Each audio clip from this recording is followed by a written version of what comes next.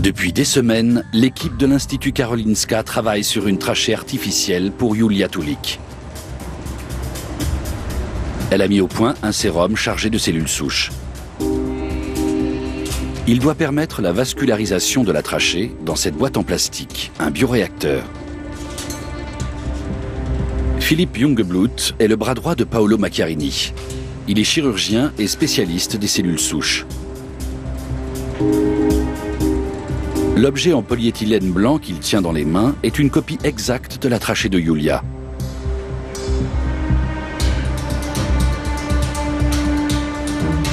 Il l'arrose du sérum de cellules souches.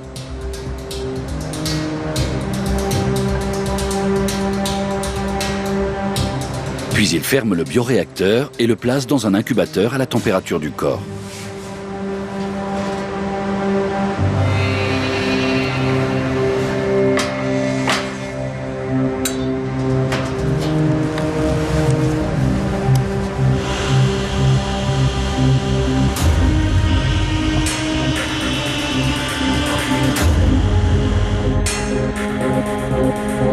La trachée bioartificielle est constituée de nanofibres, dans lesquelles les cellules souches pénètrent jusqu'au cœur du plastique.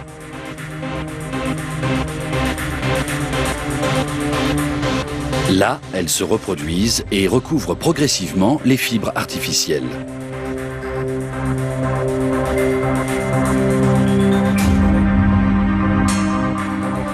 En 48 heures, l'échafaudage en plastique deviendra un organe vivant qui pourra être implanté chez Julia. Philippe Jungeblut est parfaitement rodé à cet exercice.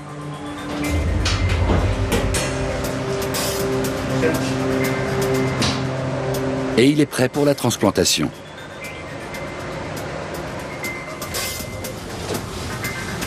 Philippe Jungeblut a terminé sa mission à Stockholm.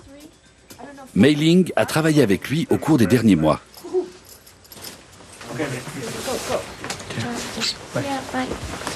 Demain, Philippe s'envole pour la Russie.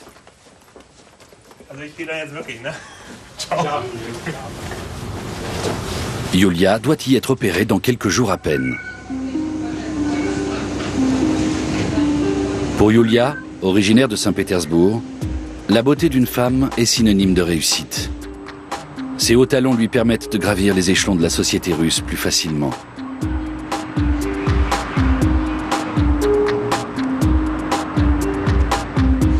Elle dit avoir gagné beaucoup d'argent avec sa beauté. Elle était danseuse classique et a participé à de nombreux défilés de mode.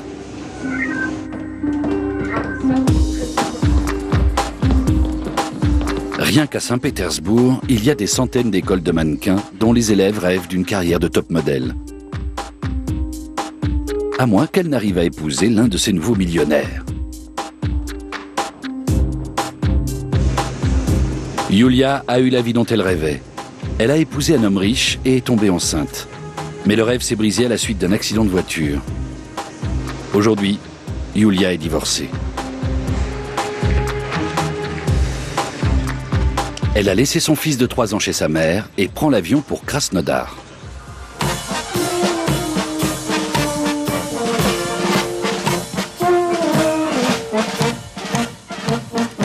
Krasnodar est une ville fondée par les Cosaques au sud de la Russie, près de la mer Noire.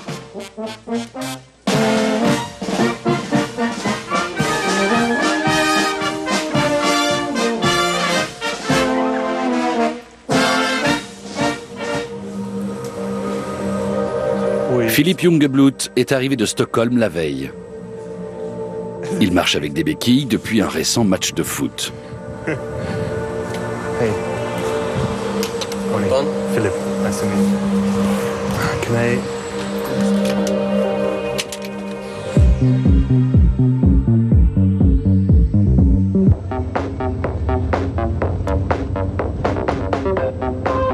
Philippe va consacrer les prochains jours à préparer la trachée artificielle en vue de sa transplantation. Aujourd'hui, on visite le laboratoire et on repère les lieux pour l'opération. On va stériliser une fois de plus tous les appareils. Demain, on fait le prélèvement des cellules souches en réalisant une ponction de moelle osseuse. En fin d'après-midi, on commence la colonisation de la trachée bio-artificielle. Bref, on passe en revue toute la procédure et on refait le point. Aujourd'hui, c'est juste un repérage.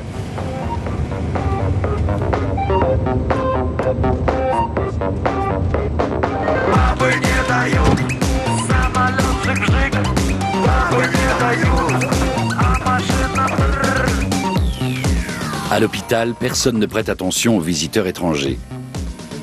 Ils viennent pourtant préparer une opération qui doit faire date dans l'histoire de la médecine.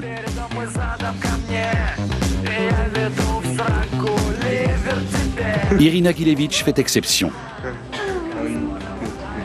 Cette hématologue russe a passé plusieurs mois dans le laboratoire de Philippe à Stockholm. Depuis, elle fait partie de l'équipe qui prépare la transplantation.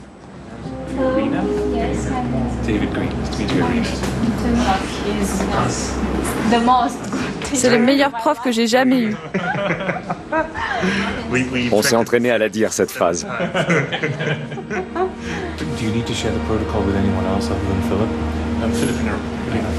David Green vient d'Harvard. C'est son entreprise qui a construit le bioréacteur qu'Irina Gilevich et d'autres collègues vont manipuler ces prochains jours.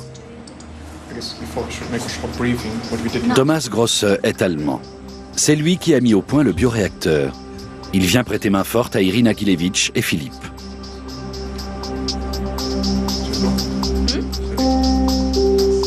Le travail peut commencer.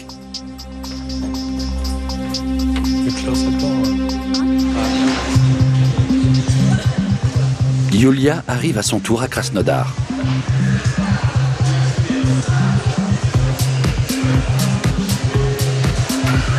Victor Markouchine est chirurgien. Il a rencontré Yulia lors de son premier séjour dans la ville, il y a 6 mois. Il lui sert de chaperon.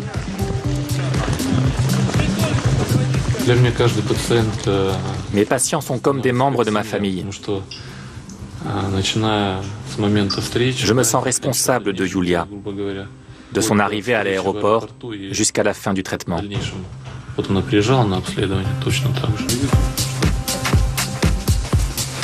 L'opération aura lieu dans 4 jours. Pendant ce temps, Philippe Jungblut et son équipe préparent le bioréacteur. Ils se sont entraînés pendant des mois pour ce grand jour. Chaque manipulation a été soigneusement préparée. On commence par tout recouvrir de champs opératoires stériles. On est en train de stériliser les différents composants du bioréacteur. On fait une stérilisation par plasma, et pour ça, il faut d'abord emballer chaque composant dans un sac stérile spécial. On a déjà testé cette procédure 2 fois à Stockholm. On a mis au point un système d'étiquetage, et voici le résultat.